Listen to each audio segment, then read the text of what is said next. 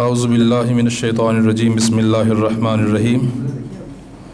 آج کا یہ خوبصورت پروگرام تقریب رونمائی اسلام کا سفیر، یہ خوبصورت کتاب اس کی رونمائی کے سلسلہ میں ہے، اور یہ زیر انتظام قاسم علی شاہ فاؤنڈیشن کے تحت ہو رہا ہے۔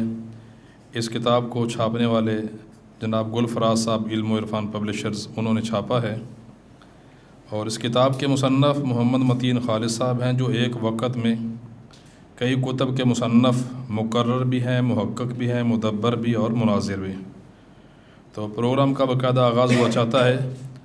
تلاوت کلام پاک کے لیے تشریف لاتے ہیں جناب منظور احمد صاحب۔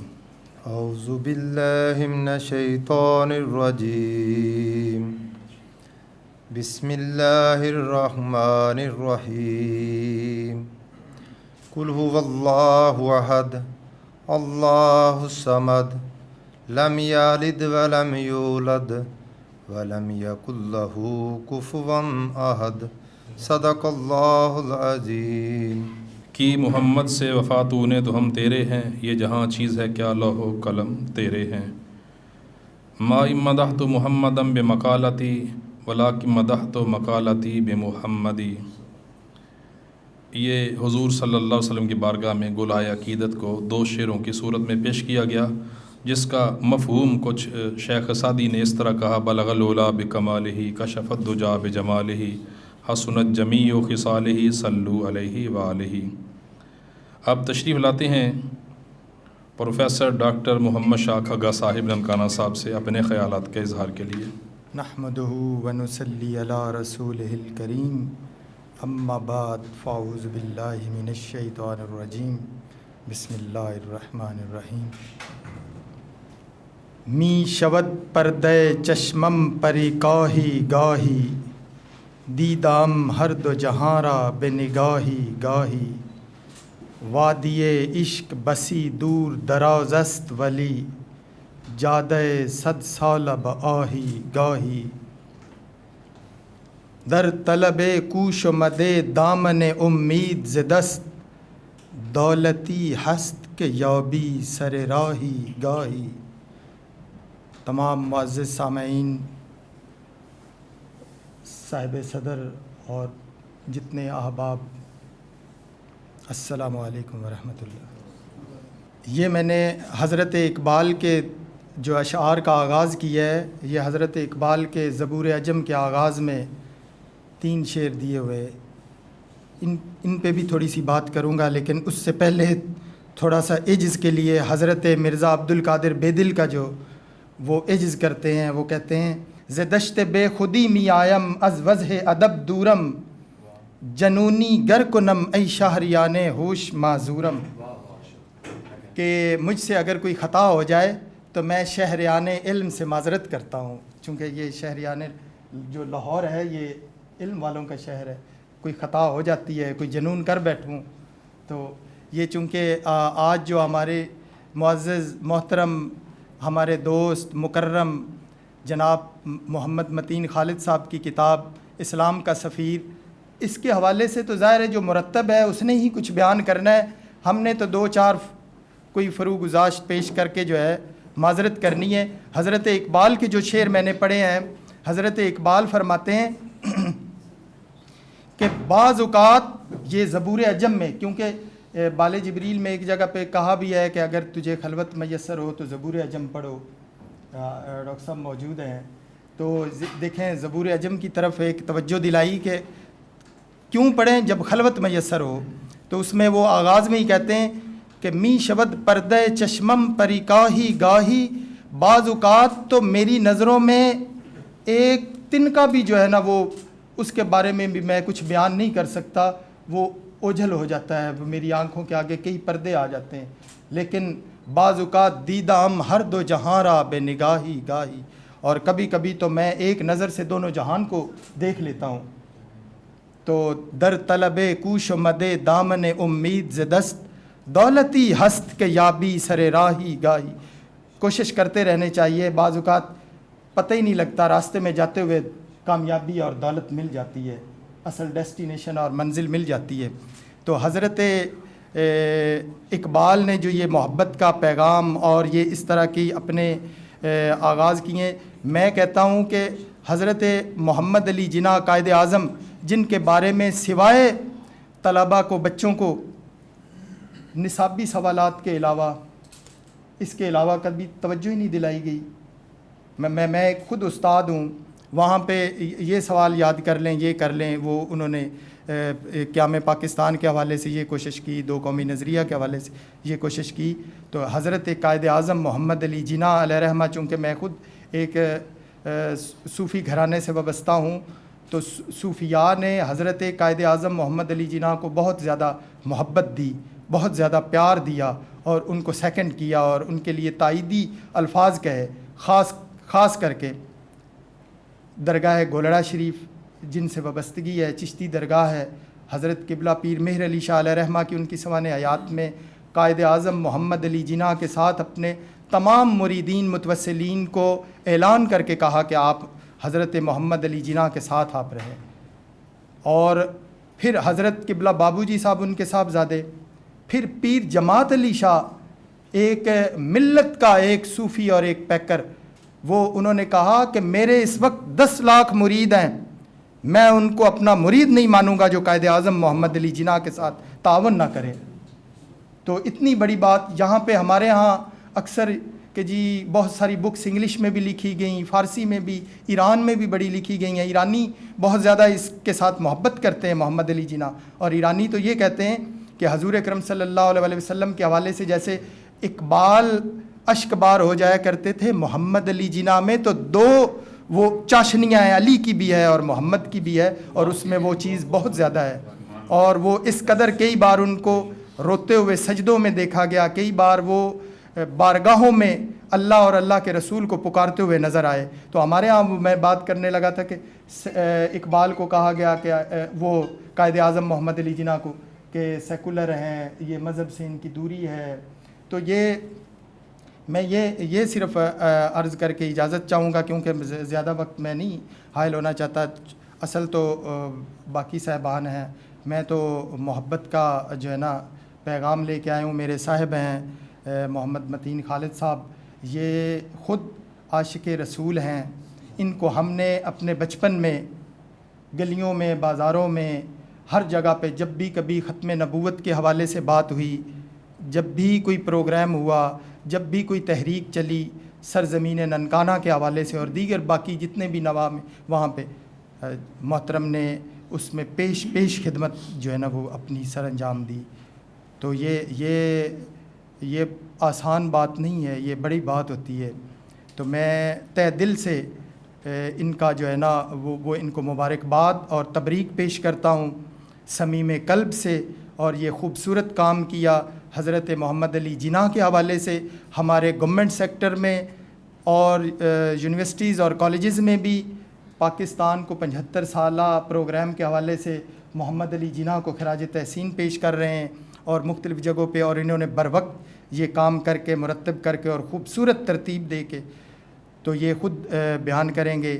انہی باتوں کے ساتھ میں اجازت چاہوں گا، اور آخر پہ پھر حضرت بیدل کا ایک شعر جو ہے نا وہ ان کے نام کروں گا، ان کو ڈیڈیکیٹ کروں گا.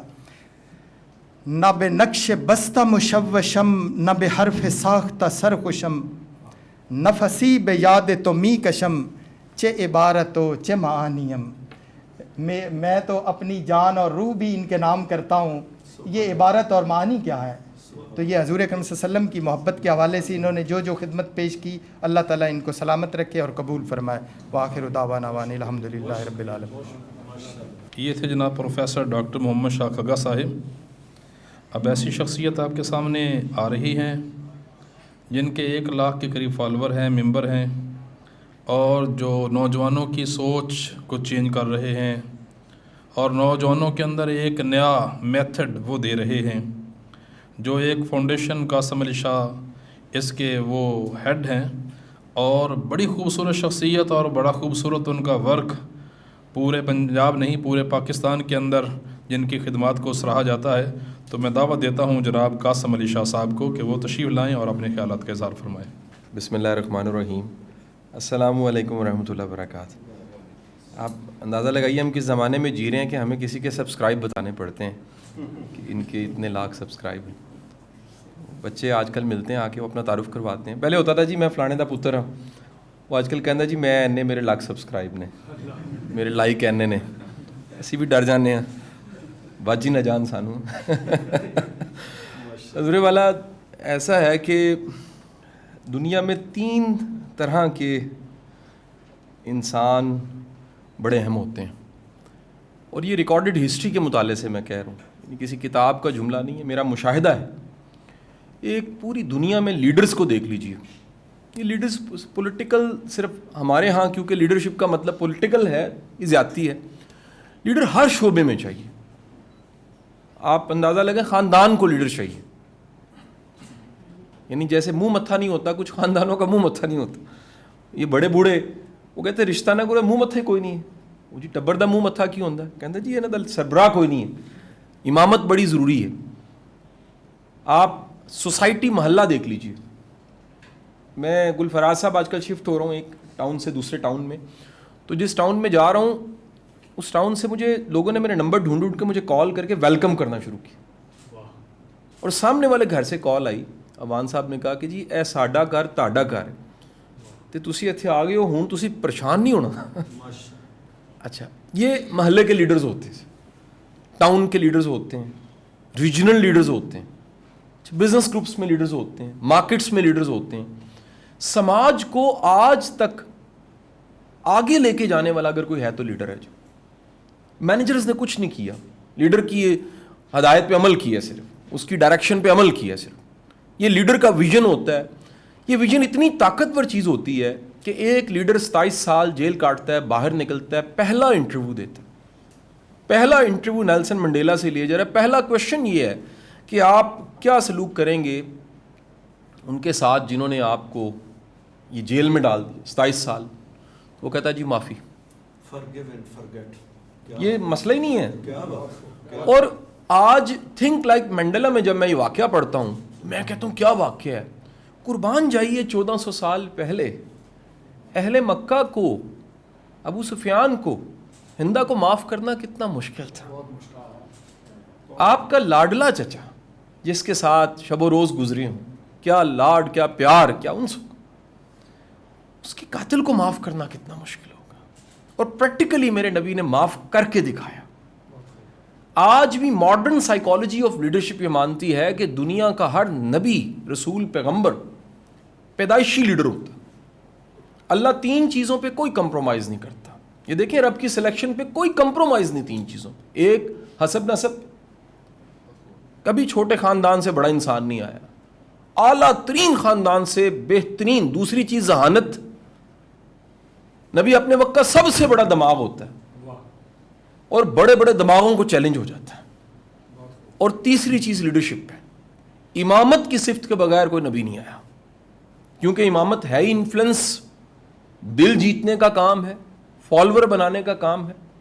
میرا کیونکہ جناح کے ساتھ متین خالد صاحب عشق ہے, میں آپ کو بتا نہیں سکتا, وہ عشق میں آج تک نکال نہیں سکا اپنی زندگی سے. میرا یہ ایمان اور یقین ہے کہ کائنات کی سب سے بہترین لیڈرشپ سرکار دو عالم صلی اللہ علیہ وآلہ وسلم کا ایک سپاہی محمد علی جناح, اس میں لیڈرشپ کیوں نہیں ہوگی صفت. سر بڑے کم لوگ سماج کے ہوتے ہیں جن کے ہاتھ پہ ان کی تقدیر نہیں لکھی ہوتی, زمانے کی تقدیر لکھی ہوتی ہے. ان کے ہاتھوں پہ زمانوں کے بدلاؤ لکھے ہوتے ہیں, اتار چڑھاؤ لکھے ہوتے ہیں. اور میرے جناح کے ہاتھ پہ زمانے کی تقدیر تھی. پہلی قسم لوگوں کی ہے جی لیڈرز کی. دوسری قسم دنیا میں اوپینین میکرز ہوتے ہیں. یہ دانشور ہو سکتے ہیں, آج کی اصطلاح میں آپ اس کو میڈیا پرسن کہہ لیں. اوپینین میکرز بڑے ویلیوبل. اور تیسری قسم جو ہے وہ پالیسی میکرز کی ہوتی ہے. یہاں انتہائی قابل احترام صاحب بھٹی صاحب بیٹھے ہیں, وہ سول سرونٹ ہے, میری بات کو سیکنڈ کریں گے کہ اسکالرشپس بھی جو باہر سے ساری دنیا سے دی جاتی ہیں نا, سول سروسز اور جوڈیشری اور بڑے بڑے عہدوں میں اور فوج کے آفیسرز کو, وہ انہی 3 بنیادوں پہ دی جاتی ہے. یہ 3 لوگوں پہ انویسٹ کیا جاتا ہے, leaders, opinion makers, policy makers.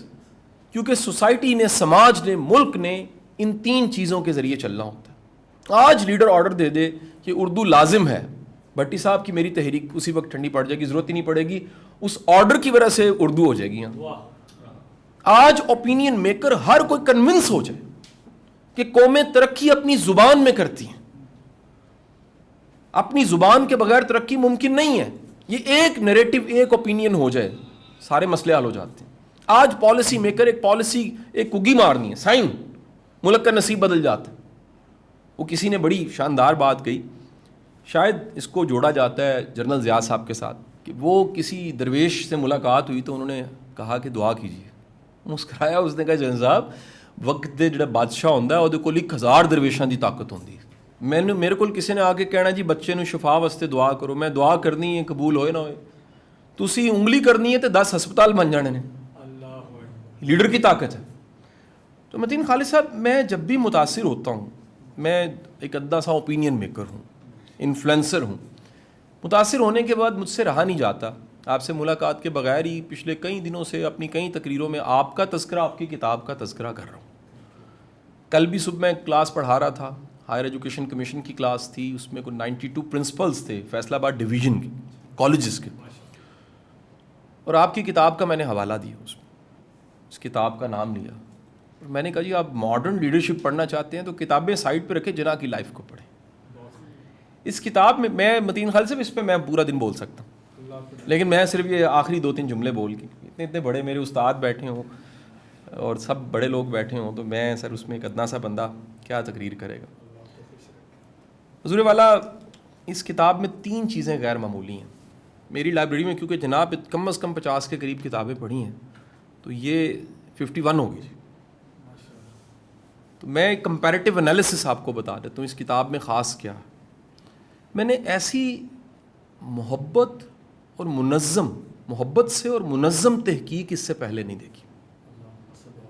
یہ ایک کمال کام نا سر، بڑی زبردست. چائے کی پیالی میں پوری محبت ہوتی ہے، ایک نگاہ پڑتی ہے محبت ہوتی ہے، ایک سلام دعا محبت ہوتی ہے، کسی کو ملنا، مل کے رونا، پھر رخصت کرتے پھر رونا، محبت اس میں پورا اظہار ہوتا ہے. اس کتاب میں اگر سر جناح ہوتے تو متین خالد صاحب آپ کے کندھے پہ تھپکی ضرور دیتے ہیں. ریئلی اگر جناح ہوتے آپ کو تھپکی دیتے کہ آپ نے کمال کیا. اور اگر اس بات سے یہاں حاضرین محفل متفق ہیں تو جناح کی تھپکی مل گئی آپ کو.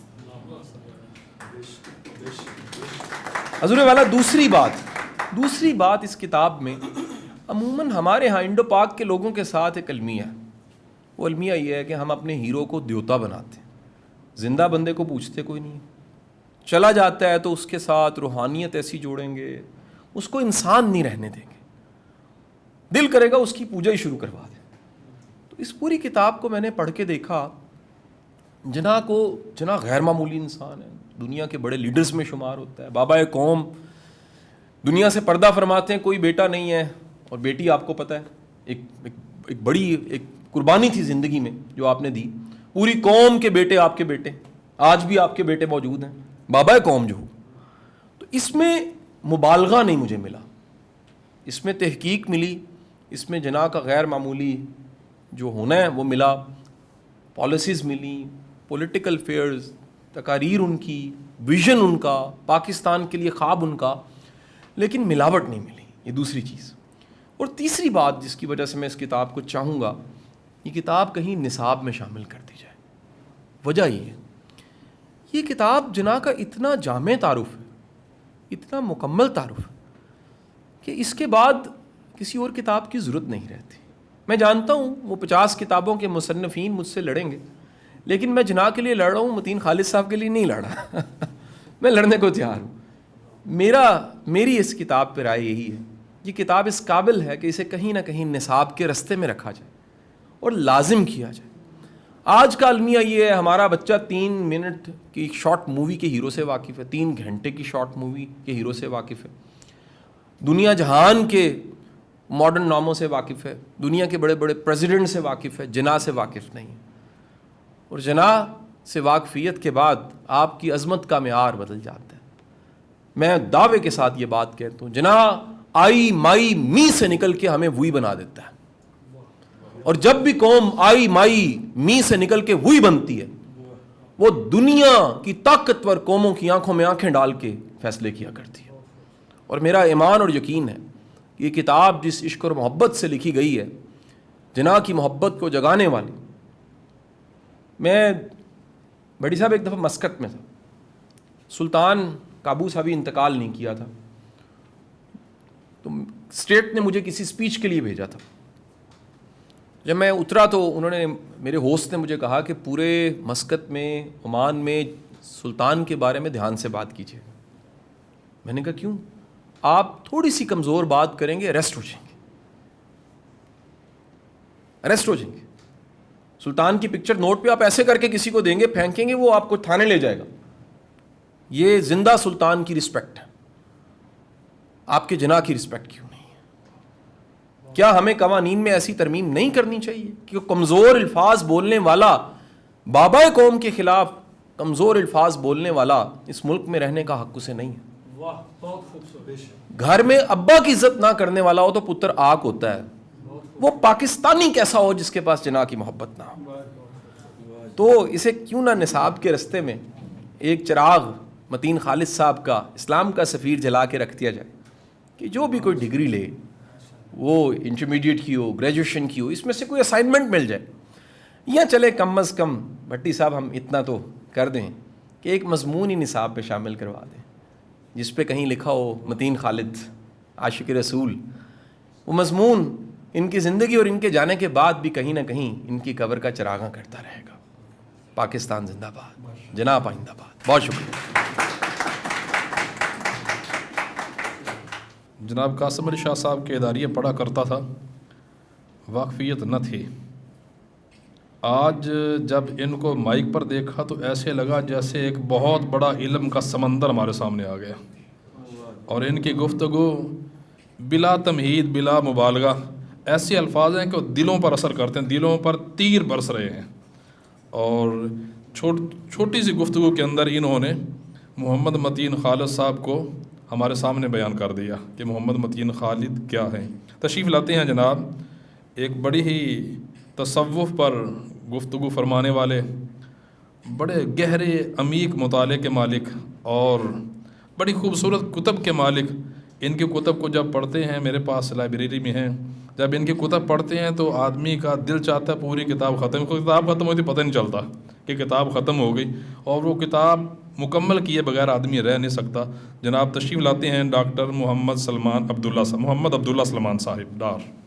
عمرہا در کعبہ و بت خانہ می نالد حیات, عمرہا در کعبہ و بت خانہ می نالد حیات, تا ز بزم عشق یک دانائے راز آید بروں. جناب قاسم علی شاہ صاحب, جناب محمد خالد متین صاحب, جناب سیف اللہ صاحب, میرے پیارے بھائی ننکانہ سے آئے ہوئے ظفر صاحب, اور محترم سامعین کرام, بڑے اہل علم و فن بیٹھے ہوں تو ان میں ایک بے علم کیا کہہ سکتا ہے. لیکن میں چند ایک معروضات آپ کی خدمت پیش کرنا چاہتا ہوں کہ محمد متین خالد صاحب سے میری ملاقات قاسم علی شاہ صاحب ایک بڑا ہی خوبصورت اچانک پیش آنے والا واقعہ ہوا کہ ماشاءاللہ آپ سب حضرات بہت سے ملکوں میں گئے, ماشاءاللہ حجاز مقدس بھی گئے, تو مجھے بھی اللہ پاک نے توفیق بخشی جانا ہوتا تھا. تو شاہ جی ایک دفعہ, ویسے تو جب بھی جاتے تھے ماشاءاللہ ساری زیارات میں جانا, اور سیدنا امیر حمزہ رضی اللہ تعالیٰ عنہ کے مرکز پہ میں حاضر تھا, تو ایک ایسی کیفیت طاری ہوئی کہ میں نے تصور میں ان سے ایک مکالمہ کیا. تو میں اخبارات میں میرے سفر نامے چھپتے تھے, کوئی I visited more then 25 countries. الحمدللہ اللہ پاک ریاکاری اور دکھلاوے سے بچا لے. آئی آتھرڈ مور دین 22 books, I wrote 10K columns. تو وہ تیرا میرا سانجا پیا ایک عنوان سے یہ کتب چھپتی تھیں, اور اس طرح اور بھی تصوف میں بہت سی کتابیں تھیں جو میری شائع ہوئیں مختلف پبلیشرز نے.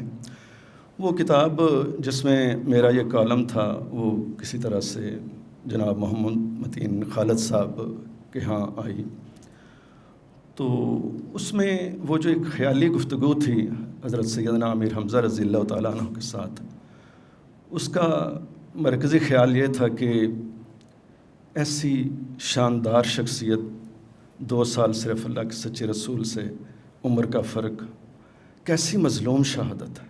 جیسے شاہ جی نے ابھی کہا کہ مطلب ان کو وحشی کو معاف کرنا، ہندا کو معاف کرنا بہت بڑے دل گردے کا کام تھا. معاذ اللہ استغفر اللہ.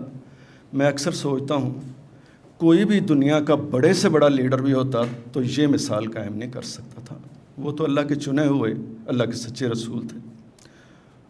تو میں نے گفتگو دل ہی دل میں ان کی روح سے کی کہ آپ نے دنیا کا کیا دیکھا؟ آپ نے فتح مکہ نہیں دیکھا، آپ نے فارس اور ایران کا مارکے نہیں دیکھے، صحابہ کرام 4 براعظم فتح کر چکے تھے، آپ نے کچھ نہیں دیکھا.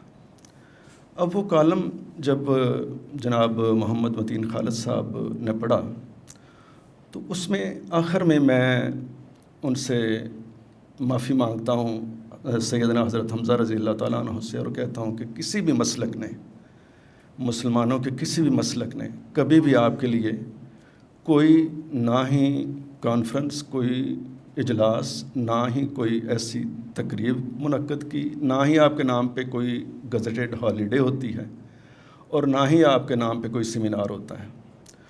تو اس نے بڑا موو کیا متین خالد صاحب کو. انہوں نے پھر میرے ساتھ بھی رابطہ کیا، تو وہ میری ایک جو سوچ تھی اس کو انہوں نے جلا بخشی. الحمدللہ صاحب ثروت ہیں. مختلف ملکوں میں بھی اور پاکستان میں بھی لائبریریوں میں جہاں سے بھی سیدنا حمزہ رضی اللہ تعالیٰ عنہ کے بارے میں کوئی ایک جملہ انہیں ملا تو انہوں نے کمپائل کیا، اور بہت خوبصورت کتاب وہ شائع ہوئی. پھر وہ ان کی محبت کے، میں گمنام سا آدمی ہوں، مجھے میری گلی میں کوئی نہیں جانتا، انہوں نے ماشاءاللہ پھر مجھے ننکانہ صاحب بلایا اور بڑا مجمع اور بڑی خوبصورت وہ سیمینار ہوا، اس میں بھی مجھے انہوں نے بات کی دعوت دی. تو عرض کرنے کا مقصد یہ تھا کہ جو کمپائل کرنا ہوتا ہے کسی کتاب کو، شاہ جی تصنیف جو ہوتی ہے اس سے زیادہ تالیف مشکل ہوتی ہے. اور آپ اس بات کو میرے جو ذہنیت ہے اس سے زیادہ بہتر جانتے ہیں کہ نہ جانے کتنی شبوں کا گداز، نہ جانے کتنی گرمیوں کی لمبی دوپہریں متین خالد صاحب نے اس میں گزاری ہوں گی، نہ جانے کتنی دسمبر اور جنوری کی طویل راتوں کو انہوں نے مشقت کی ہوگی، اور کون کون سی لائبریریاں انہوں نے نہیں کھنگالی ہوں گی. پھر ان میں سے فیکٹس اور فگرز انہوں نے اکٹھے کیے. تو میں پچھلے دنوں اپنے مریضوں سے اوقات نکال کے میں ایک چھوٹے سے نجی ہاسپٹل کو چلاتا ہوں. تو نشتر کالج سے میں نے MBBS کیا اب سے کوئی 40 سال پہلے. تو ڈاکٹر کی لائف بڑی ریسٹ لیس ہوتی ہے، تو میں وقت نکال کے نیند کا کچھ آرام کا وقت نکال کے وہ پڑھتا رہا کتاب. بہت خوبصورت کتاب ہے. تو اصل میں اس میں مجھے جیسے آپ نے 3 ایجز اس کے بتائے، اس میں ایک یہ بھی ایج مجھے لگا کہ جیسے آپ نے فرمایا کہ لوگ ان کی ایک تقریر کا حوالہ دے کے کہتے ہیں کہ وہ سیکولر تھے، تو اس کا بھی انہوں نے ذکر کیا. اور پھر ان کا اپنا نثر میں ایک مضمون ہے، اس کے ساتھ اس کتاب کے اندر بہت اچھا لکھنے والے، یعنی قدرت اللہ شاہ صاحب کا ایک مضمون ہے، ڈاکٹر صفدر صاحب کا ایک ہے. اس کے ساتھ آگے جو منظومات ہیں ان میں اس کتاب کے اندر بہت ہی خوبصورت منظومات جناب محمد متین خالد صاحب نے اکٹھی کی.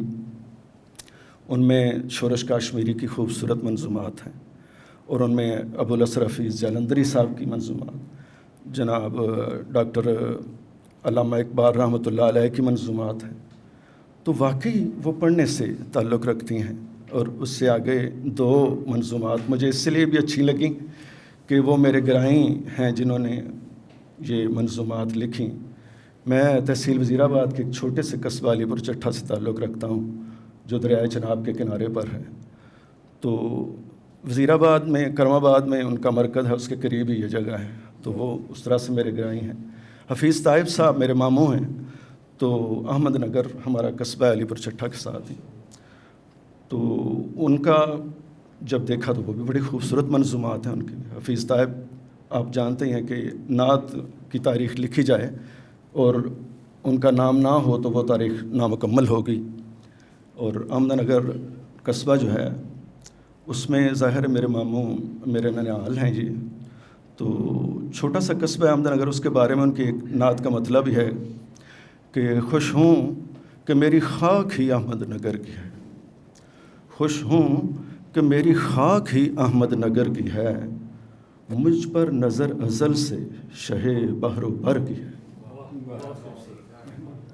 تو یہ جو تالیف ہوتی ہے اس میں بڑی عرق ریزی کی ضرورت ہوتی ہے، بڑی ظرف نگاہی، بہت بڑی دقتیں اور مشقتیں اس کے راستے میں حائل ہوتی ہیں. تو یہ ایک بہت بڑا اثاثہ ہے جو آنے والی نسل کو محمد متین خالد صاحب نے دیا. اور اس سے ایک یہ بھی چیز واضح ہوتی ہے کہ حضرت قائد اعظم رحمۃ اللہ علیہ کے بارے میں جو ہمارے اشکالات ہیں وہ سامعین محترم بہت حد تک متین خالد صاحب نے ان کو دور کر کے دکھایا. کہ اب دیکھیں سنسیئرٹی سب سے بڑی بات ہوتی ہے. افسوس کہ ہمیں وہ لیڈر ملے اس کے بعد سیاستدان آئے، لیڈر کوئی نہیں آیا. سنسیئرٹی کی حد، ایک چھوٹا سا واقعہ عرض کرتا ہوں کہ ابو الحسن اصفہانی ان کے دوست تھے، امریکہ میں پہلے ہمارے سفیر. ان کو گورنر جنرل ہاؤس میں قائد اعظم رحمۃ اللہ علیہ نے بلایا. معروف واقعہ آپ نے سنا ہوا ہے. تو کہتے ہیں کہ رات ساری ان کو اصفہانی صاحب کو وہ دیتے رہے، یہ اس طرح کرنا، اس طرح پاکستانی مفادات کا امریکہ میں تحفظ کرنا، اس طرح کرنا. تو بات ظاہر ہے کہ وہ بڑے فکر سے کرتے رہے. اسی اثناء میں صبح ہو گئی تو اصفہانی صاحب کہنے لگے کہ قائد اعظم آپ اب آرام فرمائیں، آپ کی طبیعت بھی ٹھیک نہیں ہے تو میں چلتا ہوں. وہ ماشاءاللہ بڑے رکھ رکھاؤ والے، محبت کرنے والے لیڈر اصفہانی صاحب کو وہ باہر چھوڑنے کے لیے آئے گورنر جنرل کی سیڑھیوں پہ. تو سیڑھیاں نیچے اترتی تھیں اور سیڑھیوں کے بعد آگے گورنر جنرل ہاؤس کا مین گیٹ تھا. تو انہوں نے پھر عرض کیا کہ قائد اعظم آپ آرام فرمائیں، میں جو نیچے نوکر ہیں ان کو بتا دوں گا. انہوں نے کہا نہیں اصفہانی، جب تم آخری سیڑھی پہ پہنچو گے تو میں یہ بلب آف کر دوں گا. انہوں نے پھر کہا آپ آرام کریں، ملازم ہیں وہ آف کر دیں گے. انہوں نے کہا نہیں اصفہانی، ملازم ہو سکتا ہے اس بلب کو نہ بجھائیں، اس میں پاکستان کا نقصان ہے. کیا بات ہے، کیسی سنسیئرٹی ہے. فریڈم ایٹ مڈ نائٹ کا مصنف بڑی معروف کتاب ہے، ماشاءاللہ آپ سب جانتے ہیں. وہ لکھتا ہے کہ جولائی کی حبس میں بہت سے لیڈروں سے ملا، پنڈت جواہر لال نہرو سے ملا، تو انہوں نے مجھے بہت سے دلائل دیے اور میں نے دل میں یہ سوچ لیا تھا کہ پاکستان نہیں بنے گا. پھر میں ماسٹر تارا سنگھ سے ملا، انہوں نے بھی مجھے بہت سے دلائل دیے. میرے دل میں یہ بات آ گئی کہ پاکستان نہیں بن سکتا، پاکستان نہیں بن سکتا. لیکن جب قائد اعظم رحمۃ اللہ علیہ کے پاس فریڈم ایٹ مڈ نائٹ کا مصنف جاتا ہے تو وہ ساری رات اسے دلائل دیتے ہیں. اور وہ کہتا ہے کہ صبح ہو گئی جب میں نکلا تو انہوں نے استخوانی ہاتھ اپنا، جس میں صرف ہڈیاں ہی ہڈیاں رہ گئی تھیں کمزوری کی وجہ سے، میرے ساتھ مصافحہ کیا. اور جب میں باہر نکلا تو سورج نکلنے والا تھا. اس سورج کی طرح مجھے یہ یقین تھا کہ انشاءاللہ پاکستان بن کے رہے گا. تو حاضرین گرامی قدر، آپ سے اجازت لینے سے پہلے میں اپنے بابا جی کی ایک بات آپ سے شیئر کرنا چاہتا ہوں. جناب واصف علی واصف رحمۃ اللہ علیہ کے پاس 1984 میں شاہ جی میں حاضر خدمت ہوا. مجھے آپ سے ملنے کا پہلے اتفاق نہیں ہوا، یہ میری اپنی کم مائیگی ہے، مجھے آپ سے ملنا چاہیے تھا. تو آپ اکثر بابا جی کی بڑی تعریف کرتے ہیں اور ان سے آپ سب کا، ہمارا شاہ جی کا بڑا ایک روحانی تعلق ہے. تو میری عمر اس وقت شاہ جی 24 سال تھی. نشتر کالج سے میں MBBS کر کے آیا، ہاؤس جاب کر رہا تھا. تو اب گجرانوالہ میں ڈیوٹی تھی، مجھے لاہور کے اتنے راستوں کا علم نہیں تھا، اب بھی نہیں ہے. تو میں 2-3 ویگنا تکے کھانا کدھروں ڈگدا ٹہندا میں گلشن راوی پہنچا. اب گلشن راوی میں آیا تو میری نالائکی دیکھیے کہ کو بہت سے چونکا دینے والے جملے میرے ذہن میں آتے تو میں لکھ لیتا تھا. وہ تھبا سارا میں لے کے تے جس لے گیا تے حضرت جی اتحیات کی صورت بیٹھے، بڑی صاف ستھری دری بچھی ہوئی اس کے اوپر. ایک بھارے بھرکم تھے سانولے رنگ کے ہمارے دوست ان کو انہوں نے کہا کہ یہ ڈاکٹر سلمان عبداللہ ہے، ابھی اس نے حال میں MBBS کیا، اس نے یہ کچھ اختصاریے لکھے ہیں، یہ ذرا پڑھ کے سنانا۔ انہوں نے جستہ جستہ پڑھ کے سنائے۔ اب مربیانہ انداز اور ان کا بڑا پن، شاہ جی میں آپ کو بتا رہا ہوں، مجھے کہنے لگے کتاب کا نام کیا سوچا ہے؟ اب مجھے بزرگوں سے بات کرنے کا سلیقہ اور کرینہ نہیں تھا، اب بھی نہیں ہے، تو میں نے کہا جس کا نام میں نے سوچا ہے قطرہ قطرہ دریا۔ تو آپ یقین جانیے کہ انہوں نے مسکرا کے مجھے کہا کہ ہاں بہت اچھا نام ہے، اسی نام سے چھپوا لو۔ اب مجھے کافی بعد میں پتہ چلا کہ ان کی اپنی کتاب قطرہ قطرہ گلزم کے نام سے موجود ہے، لیکن کیسا بڑا پن ہے۔ اگر ان کی جگہ کوئی اور ہوتا نا، مجھے کان سے پکڑ کے گلشن راوی کو گھر سے نکال دیتا۔ تو وہ فرماتے ہیں محمد متین خالد صاحب کے سارے کمپائل کرنے اور تالیف کے بارے میں، اور حضرت قائد اعظم محمد علی جناح رحمۃ اللہ علیہ کے بارے میں، کہ پاکستان ایک نور ہے اور نور کو زوال نہیں۔ جیسے شاہ جی نے کہا نا کہ مجھے جناح سے عشق ہے، عشق میں شرک کا سوال ہی پیدا نہیں ہوتا، کیونکہ عشق ہوتا ہی ایک سے ہے۔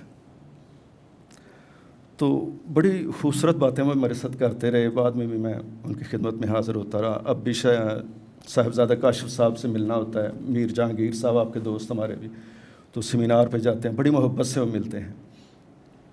تو حاضرین گرامی قدر، میں آپ سب کو اور متین خالد صاحب کو دل کی اتھاہ گہرائیوں سے ایک مبارک بھی دیتا ہوں، اور یہ ایک بڑا اثاثہ جو انہوں نے ہمارے سامنے پیش کیا ہے، اس کا کھلی باہوں کے ساتھ استقبال کرتا ہوں۔ میں آپ سب کا ممنون ہوں کہ آپ اتنی دیر میرے ساتھ بندے رہے۔ آپ کی محبت۔ یہ تھے جناب ڈاکٹر عبداللہ سلمان صاحب، جو اپنے خوبصورت انداز میں اپنے خیالات کا اظہار فرما رہے تھے۔ آپ تشریف لاتے ہیں جناب ڈاکٹر عابد طاہر حمید تنولی صاحب۔ جناب طاہر حمید تنولی صاحب۔ نحمدہ و نصلی علی رسولہ الکریم، اما بعد، اعوذ باللہ من الشیطان الرجیم، بسم اللہ الرحمن الرحیم۔ قابل صد احترام صدر مجلس، ارباب المدانش جناب محمد متین خالد صاحب، اور اس انتہائی پروقار اور وکیع مجلس کے قابل صد احترام شرکا، ہم جس تقریب میں بیٹھے ہیں، اسلام کا سفیر قائد اعظم محمد علی جناح کی بایوگرافی، سوانح حیات اور اس کی تقریب رونمائی، یہ جناب محمد متین خالد صاحب کا ایک ایسا کارنامہ ہے کہ ہمارے اجتماعی یقین کو انہوں نے ایک دلیل فراہم کی ہے، ایک بنیاد فراہم کی ہے۔ اس کتاب کے حوالے سے اور جناب محمد متین خالد صاحب کے حوالے سے بڑی اچھی باتیں ہوئیں۔ ہوتا یہ ہے کہ ہر شخصیت کا اور کوئی نہ کوئی ایسا پہلو ہوتا ہے جو اس کی پہچان بن جاتی ہے۔ جناب محمد متین خالد صاحب کو جب ہم دیکھتے ہیں تو سر فہرست جو چیز ہے وہ حضور اکرم صلی اللہ علیہ وآلہ وسلم کی محبت ہے، ختم نبوت ہے، ختم نبوت کی خدمت ہے، اس ملک کے ساتھ محبت ہے، قائد اعظم کے ساتھ محبت ہے، علامہ اقبال کے ساتھ محبت ہے۔ ان کی تحریریں اس کا ایک ایسا بولتا ہوا استدلال اور دلیل ہیں کہ جس سے شک کے اندھیرے یقین کی روشنی میں بدل جاتے ہیں۔ بلکہ میں تو اکثر یہ سوچتا ہوں کہ آنے والی نسلیں جب ان کو پڑھیں گی تو ان کو ان کی تحریروں سے اور ان کے سرمایے سے جو روشنی ملے گی، ہم خوش نصیب ہیں کہ ہم ان کے ساتھ موجود ہیں، ان کے ساتھ ہم بیٹھتے ہیں، گفتگو کرتے ہیں، ہمارا ان کے ساتھ میل جول ہے۔ محمد متین خالد صاحب ایک تاریخ ہیں، ہماری روایت کا ایک ایسا سنگ میل ہے جس سنگ میل کو کبھی بھی نظر انداز نہیں کیا جا سکے گا، اور آنے والی نسلیں اس سنگ میل کی رہنمائی میں آگے بڑھیں گی انشاءاللہ۔ جو کتاب اسلام کا سفیر قائد اعظم محمد علی جناح، تالیف تصنیف جناب محمد متین خالد صاحب کی ہے، بہت سی باتیں وقت کے ساتھ ساتھ ایسی اٹھا دی جاتی ہیں کہ جن سے غلط فہمیاں، مغالطے جنم لیتے ہیں۔ اور جیسا کہ کہا گیا ہے کہ اکثر حقائق کے بجائے غلط فہمیاں جلدی پھیلتی ہیں، کچھ ایسی ہی صورتحال ہمارے اکابرین کے اور ہماری تاریخ کے بارے میں بھی ہے کہ بہت سی ایسی غلط فہمیاں ہماری سوسائٹی میں اور ہماری جو تاریخ اس میں پھیلا دی گئیں، جن غلط فہمیوں کا کوئی اصل نہ تھا، کوئی بنیاد نہ تھی، کوئی حقیقت نہ تھی، لیکن آگے چل کے وہی غلط فہمیاں رہنمائی بننے لگیں۔ ان میں سے ایک پہلو یہ بھی ہے کہ قائد اعظم سیکولر تھے یا ان کا کوئی سیکولر تصور تھا سیاست کے بارے میں، اس ملک کے بارے میں۔ یہ اتنی بڑی غلط فہمی ہے کہ جس کا اثر براہ راست ہماری قومی زندگی پر ہے، ہماری سوچ پر ہے، ہماری پالیسیوں پر ہے، ہمارے رویوں پر ہے اور ہمارے مستقبل کے بارے میں فیصلوں پر ہے۔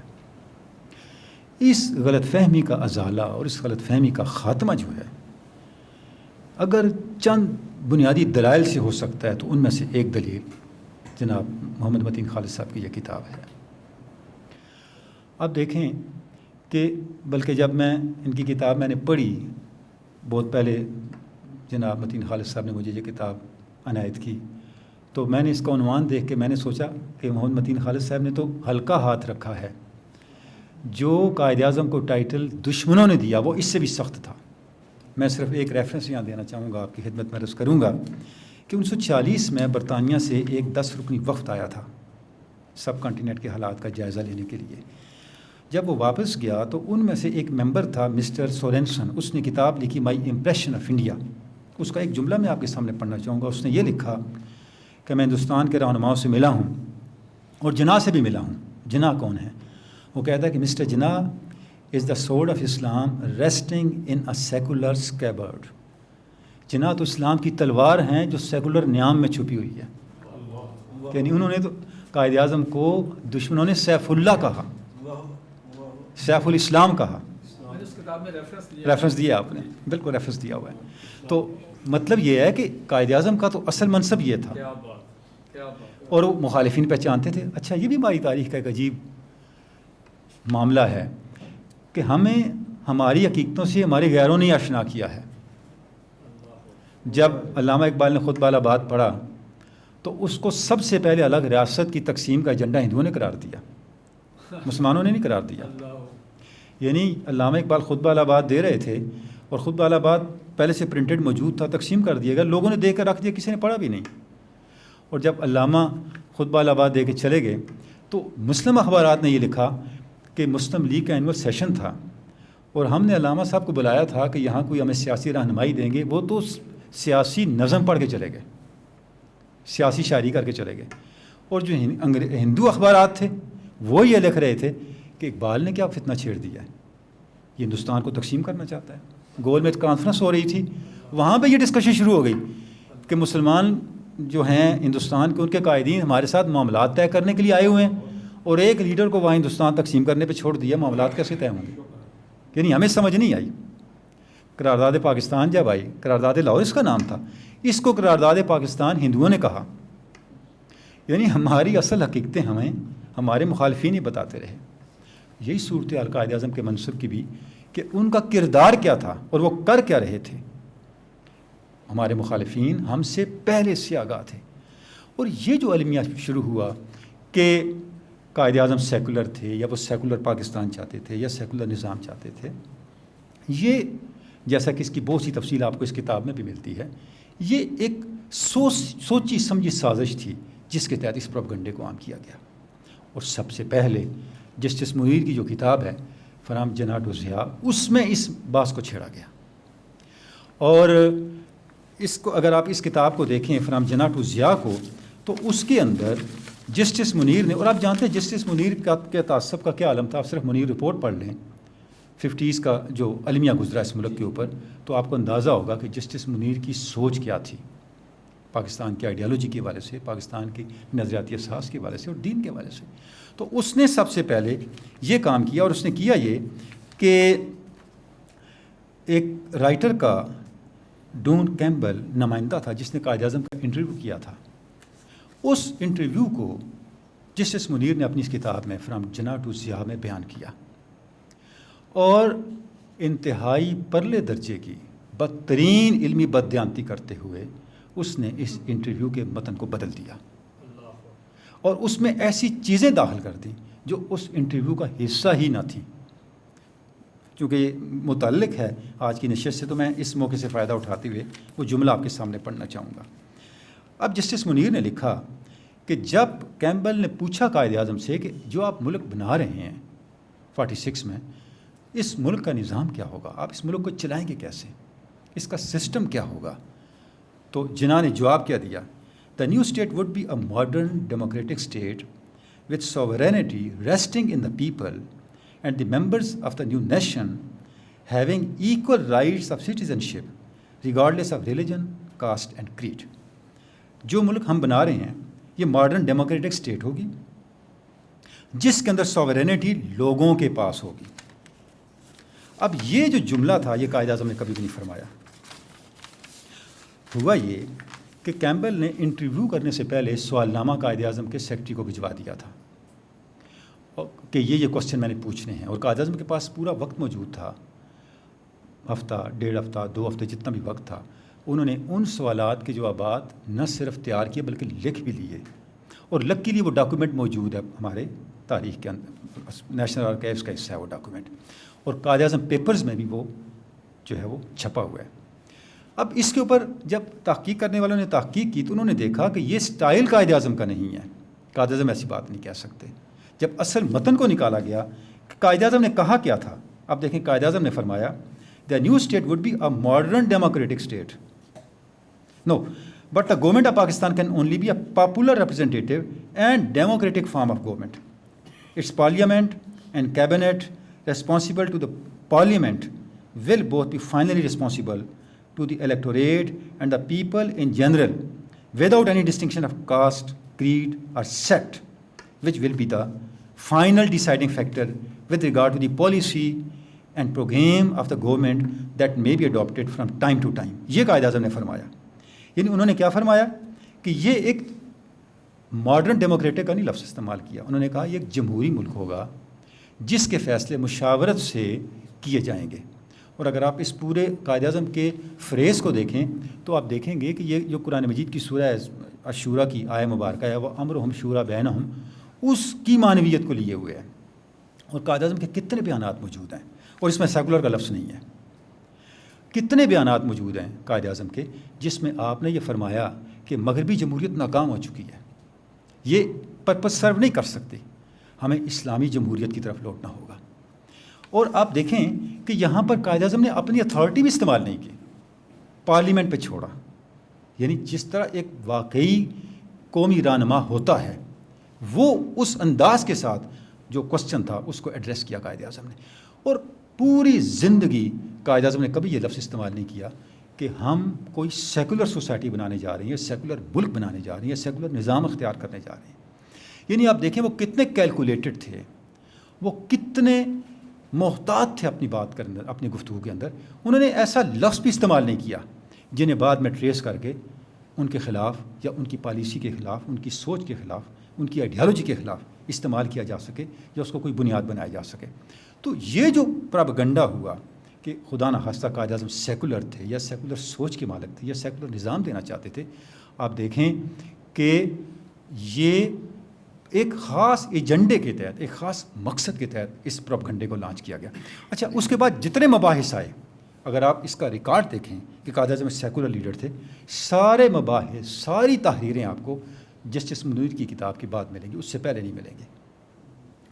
اب یہ جو کتاب ہے اسلام کا سفیر، یہ ہمیں بتاتی ہے کہ قائد اعظم کی آئیڈیالوجی کیا تھی، ان کی سوچ کیا تھی، ان کی انسپائریشن کیا تھی، وہ کتنے زیادہ کمیٹڈ تھے اسلام کے بنیادی اصولوں کے ساتھ، ان کی کمٹمنٹ کیا تھی، ان کی اصول پسندی کا کیا عالم تھا، ان کی دیانت کتنی تھی. یعنی ہم تصور نہیں کر سکتے. ابھی ایک واقعہ ذکر ہوا قائد اعظم کی دیانت کا کہ وہ کتنے محتاط تھے. جب تحریک پاکستان جاری تھی، آپ جانتے ہیں کہ پہلے قائد اعظم ہندوستان کی تقسیم کے قائل نہیں تھے. علامہ اقبال نے مسلسل رابطہ قائد اعظم سے رکھا اور ان کو کنونس کیا کہ جب تک آپ الگ ملک بنانے پہ نہیں آتے، مسلم لیگ کبھی کامیاب نہیں ہو سکتی. اب جب تک آپ یہ ایجنڈا نہیں لے کے چلتے، نہ آپ منزل پہ پہنچیں گے، نہ آپ مسلمانوں کے رائٹس کو سیکیور کر سکیں گے. یہ علامہ نے تقریباً 18-19 خطوط لکھے قائد اعظم کو، اور ان خطوط کے بعد قائد اعظم کی سوچ بدلی اور قائد اعظم نے پھر وہی نقطہ نظر اختیار کر لیا جو علامہ اقبال کا تھا۔ اچھا، اب جب یہ تحریک چلی اور یہ بات قرارداد پاکستان کے بعد پاپولر ہو گئی، پورے ہندوستان میں مہم چل پڑی، اور آپ جانتے ہیں کیا آگے 46-45 کے اندر ماحول کیا بن گیا، تو یہ بہت سے لوگوں کی دلچسپی پیدا ہوئی کہ یہ جو خطوط ہیں قائد اعظم کے نام علامہ اقبال کے، ان خطوط کو چھاپا جائے۔ تو شیخ اشرف پبلشر ہوتے تھے لاہور کے، تو انہوں نے قائد اعظم سے رابطہ کیا کہ یہ خطوط اگر آپ ہمیں دیں تو ہم ان کو چھاپتے ہیں۔ قائد اعظم نے ان کو خطوط دے دیے۔ اب پورا متن انہوں نے تیار کیا۔ جب تیار کر لیا تو آخری جو کرسپانڈنس ہوئی قائد اعظم اور شیخ اشرف کے درمیان، یعنی یہ میں واقعہ کا آپ کی خدمت میں کوٹ کر رہا ہوں کہ قائد اعظم کا اصول پسندی کا کیا معیار تھا اور قومی مفادات کو ذاتی مفادات پہ ترجیح دینے کا کیا لیول تھا۔ تو جب انہوں نے خط لکھا قائد اعظم کو کہ یہ خطوط فائنل ہو گئے، اب آپ اس پہ اپنا پیش رفت لکھ کے بھیجیں تاکہ ہم اس کو چھاپیں۔ اب قائد اعظم نے بڑا ایک دلچسپ انہیں کوشچن کیا کہ شیخ صاحب کتاب تیار ہو گئی، چھپنے کے لیے اب جانے والی ہے، اور آپ جانتے ہیں کہ یہ علامہ اقبال کے خطوط ہیں میرے نام، یہ کتاب لاکھوں کی تعداد میں بکے گی، آپ نے یہ تو طے ہی نہیں کیا اس کی رائلٹی کا کیا بنے گا، یہ آپ نے نہ طے کیا نہ پوچھا۔ گلفراز صاحب تشریف فرما ہیں، ان کا بھی شکریہ کہ انہوں نے اس کتاب تک ہمیں پہنچایا، اور ان کا ذکر کیے بغیر اس کتاب کا تذکرہ میرا خیال نامکمل رہے گا۔ تو جب یہ لکھا تو شیخ اشرف نے کہا جی بالکل کوتاہی ہوئی، آپ فرمائیں، جیسے آپ فرمائیں گے ویسے ہم رائلٹی طے کر لیتے ہیں۔ قائد اعظم نے لکھا اس کتاب کی یہ رائلٹی ہوگی، اور اس وقت تک آپ کتاب چھاپیں گے نہیں جب تک آپ میرے ساتھ معاہدہ نہ کر لیں کہ اس کی جو ہزاروں لاکھوں کی تعداد میں رائلٹی بنے گی وہ آپ نے مسلم لیگ کے فنڈ میں جمع کروانی ہے۔ تو آپ یعنی کہ کسی بھی سٹیپ پہ آپ دیکھتے ہیں، ہر موقع پہ قائد اعظم نے جو ڈیل کیا اس وقت کے حکمرانوں کے ساتھ، اس کے اندر آپ کو قائد اعظم کی ایک حمیت نظر آئے گی، ایک ملی غیرت نظر آئے گی، قومی مفادات کو ترجیح دینا نظر آئے گا، قربانی نظر آئے گی، اور اس سے بھی بڑھ کے اپنے مقصد پہ اتنا یقین نظر آئے گا۔ اور یہ یقین از خود پیدا نہیں ہو سکتا جب تک آپ کا کسی بہت بڑی اخلاقی بنیاد پہ آپ نہ کھڑے ہوں، ایک بہت بڑی ہستی کے ساتھ آپ کا تعلق نہ ہو۔ یہ اللہ کے ساتھ تعلق، حضور اکرم صلی اللہ علیہ وسلم کی ذات پاک کے ساتھ اقبال کا تعلق، اور اسی کا یہ ثمر تھا کہ اس مایوسی کے عالم میں جب کچھ سوچ بھی نہیں سکتا تھا، آپ تصور کریں مسلمانوں کی حالت کیا تھی۔ 0.1% سے کم لوگ تھے جو ہندوستان کے تعلیمی ادارے میں اسٹوڈنٹ ہوں مسلمان، کسی چیمبر آف کامرس میں کسی مسلمان کے پاس کوئی عہدہ نہیں تھا، یعنی مالی حالت تو یہ تھی۔ اور سیاسی طور پہ آپ دیکھیں 100 سے زیادہ جماعتیں تھیں مسلمانوں کی، تقسیم اتنے ہوئے تھے۔ اس تقسیم شدہ اس سارے ماحول میں جب قائد اعظم کی ایک ایک بات کو آپ دیکھیں کہ بمبئی یا کلکتہ میں مذاکرات چل رہے تھے گاندھی کے ساتھ، تو اسی دوران 21 تاریخ آ گئی، سیدنا علی مرتضیٰ کی شہادت کی تاریخ آ گئی، تو قائد اعظم نے کہا آج میں نے مذاکرات نہیں کرنے کیونکہ آج سیدنا علی مرتضیٰ کی شہادت کا دن ہے۔ جب یہ بیان پریس میں چھپا تو اس وقت کسی علامہ صاحب کا کاؤنٹر بیان آ گیا کہ جناب قائد اعظم سے ہمیں یہ توقع نہیں تھی کہ وہ شیعہ خیالات کو سب پہ مسلط کریں گے۔ قائد اعظم نے فوراً جواب دیا کہ اتنے تنگ نظر نہ بنے، علی شیعہ کے نہیں ملت اسلامیہ کے چوتھے خلیفہ ہیں۔ میں یہ واقعہ اس ریفرنس میں کوٹ کر رہا ہوں کہ قائد اعظم کو کتنے محاذوں پہ لڑنا پڑ رہا تھا، غیروں کو تو سائڈ پہ رکھیں، اپنے لوگ بھی چھری ٹوکے اور مائکروسکوپس لگا کے بیٹھے ہوئے تھے، یہ شخص غلطی کرے اور پھر ہم اس کے پیچھے پڑ جائیں۔ کس چیز نے قائد اعظم کو کامیابی تک پہنچایا؟ صرف یقین تھا۔ وائسرائے نے قائد اعظم کو بلایا اور کہا مسٹر جناب آپ کس چکر میں پڑیں، دو کو میں نظریہ یہ وہ، آپ چھوڑیں اس ساری باتوں کو، ہندوستان کی پرائم منسٹرشپ میں آپ کو دیتا ہوں۔ قائد اعظم نے چاہیں وہی چھوڑی اور اٹھ کے کھڑے ہو گئے، ہیٹ اٹھایا چل پڑے۔ وائسرائے نے کہا مسٹر جناب کیا ہوا، راستے سے پکڑا تو قائد اعظم نے ایک جملہ فرمایا، my lord I am not here to sell my nation, آپ نے مجھے غلط سمجھا ہے، میں اپنی قوم کو بیچنے یہاں نہیں آیا، اور اگر آئندہ آپ نے بات کرنی ہوگی تو میرے پاس آئیے گا، مجھے زحمت نہ دیجیے گا۔ یعنی آپ دیکھیں اس شخص کی غیرت کا کیا عالم تھا، اتنا حوصلہ، اتنی ہمت، اور جس حد تک قائد اعظم کو اسلام کی حقانیت کا علم تھا، اسلام کی عظمت کا علم تھا، ہم تصور بھی نہیں کر سکتے۔ دیکھیں ایک سری نگر میں کیس چل رہا تھا، تو رائل فیملی کا کیس تھا، نکاح طلاق کا معاملہ تھا، اس واقعے کو شیخ عبداللہ نے، جو قائد اعظم کا سیاسی مخالف ہے، اپنی بایوگرافی آتشی چنار میں لکھا ہے کہ قائد اعظم کو انہوں نے وکیل کر لیا. تو جب شیخ عبداللہ لکھتے ہیں کہ مسٹر جناح جب آئے تو ان کا بڑا شہرہ تھا، کتنے معروف وکیل ہیں، تو سارے لوگ سننے کے لیے، تو میں بھی سننے کے لیے. آپ جانتے ہیں کہ شیخ عبداللہ کا قد چناری کی طرح بڑا اونچا لمبا تھا. کہتے ہیں میں جیسے پہنچا عدالت بھری ہوئی تھی لوگوں سے، تو میں نے گھس کے کوشش کی آگے بڑھوں اور سنوں کہ کیا بات چیت ہو رہی ہے. ابھی میں آگے ہونے کی کوشش ہی کر رہا تھا کہ جناح کے حق میں فیصلہ ہو گیا. میں بڑا حیران ہوا، میں نے کہا یہ ہوا کیا؟ پتہ چلا جناح نے ایک بات کی اور جج نے ان کے حق میں فیصلہ کر دیا. کیا بات کی؟ جب تحقیق کی تو بات صرف اتنی ہوئی کہ قائد اعظم نے جج سے پوچھا مائی لارڈ آپ میرے موکل کے حق میں کیوں فیصلہ نہیں کر رہے، مسئلہ کیا ہے؟ تو جج نے کہا کہ مسئلہ عدت کا ہے، آپ کو پتہ ہے، اور عدت کے دن کتنے ہوتے ہیں؟ 90 ڈیز ہوتے ہیں، اور اس کی 90 ڈیز ہونے میں اتنے دن کم ہیں. تو قائد اعظم نے فرمایا مائی لارڈ یہ مسلمانوں کا کیس ہے، آپ دنوں کا شمار سولر نہیں لیونر کیلنڈر سے کریں، شمسی صاحب سے نہیں قمری صاحب سے کریں. اس سے 1-2 دن فالتو نکل آئے اور قائد اعظم کے حق میں فیصلہ ہو گیا. 20 مثالیں کوٹ کی جا سکتی. آپ اس سے یہ دیکھیں کہ قائد اعظم کتنے دقت نظری کے ساتھ اس دین سے آگاہ تھے. اور آپ جانتے ہیں قرآن مجید کی جو صورتیں قائد اعظم کو بہت پسند تھیں ان میں ایک صورت فیل ہے. صورت فیل قائد اعظم بہت پڑھتے تھے. کیوں؟ اس لیے کہ یہ صورت ہے جس میں اسلام کے غلبے کا ذکر ہے. اور کانگریس نے ایک موقع پہ اپنا سالانہ جلسہ جب کیا تو اس سال جتنے سال بنتے تھے کانگریس کو بنے ہوئے 28 یا 30 سال، اتنے ہی ہاتھی لے کے وہ آئے تھے مظاہرہ کرنے کے لیے. تو اس پہ ہمارے لوگوں نے کہا کہ انہوں نے اپنی تباہی کا سامان کر لیا ہے، یہ ابرا کے ہاتھی لے کے آئے ہیں. اور قائد اعظم سورہ فیل پڑھ کے یہ کہا کرتے تھے کہ پاکستان بنے گا تو اللہ کی تائید سے بنے گا اور ہمیں اللہ کی تائید پہ یقین ہے.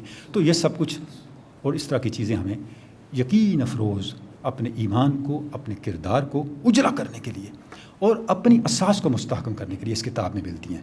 یہ کتاب اسلام کے سفیر قائد اعظم کی کتاب ہے، اور اس کو لکھنے والے ختم نبوت کے سفیر اور قائد اعظم کے سفیر جناب محمد متین خالد ہیں.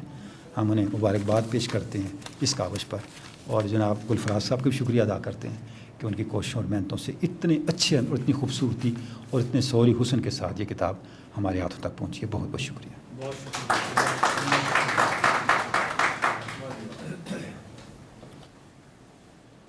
یہ تھے جناب ڈاکٹر طاہر حمید تنولی صاحب جو بہت ہی تحقیقی گفتگو فرما رہے تھے. اب تشریف لاتے ہیں جناب محمد آصف بھلی ایڈوکیٹ صاحب اپنا خیالات کا اظہار فرمانے کے لیے. بسم اللہ الرحمن الرحیم. محترم جمیل بھٹی صاحب، سٹیج پر بیٹھے دیگر صاحبان دانش اور صاحب کتاب محمد متین خالد صاحب، میرا گلا پتہ نہیں کیوں ساز باز کر گیا، اس سے پہلے یہ کیفیت نہیں تھی. حاضرین مجلس، یہ کتاب پر تو گفتگو بعد میں ہوگی، پہلے آپ یہ اس منظر کو دیکھیں کہ سٹیج پر ہم جتنے بھی دوست اظہار خیال کرنے والے وہ بیٹھے ہیں، اور جس شخصیت نے یہ کتاب مرتب کی ہے. اور بڑی اچھی بات یہاں ڈاکٹر صاحب کر رہے تھے کہ یہ تالیف جو ہے یہ تصنیف سے زیادہ مشکل عمل ہے، لیکن یہ بات ہر تالیف کے بارے میں نہیں کہی جا سکتی.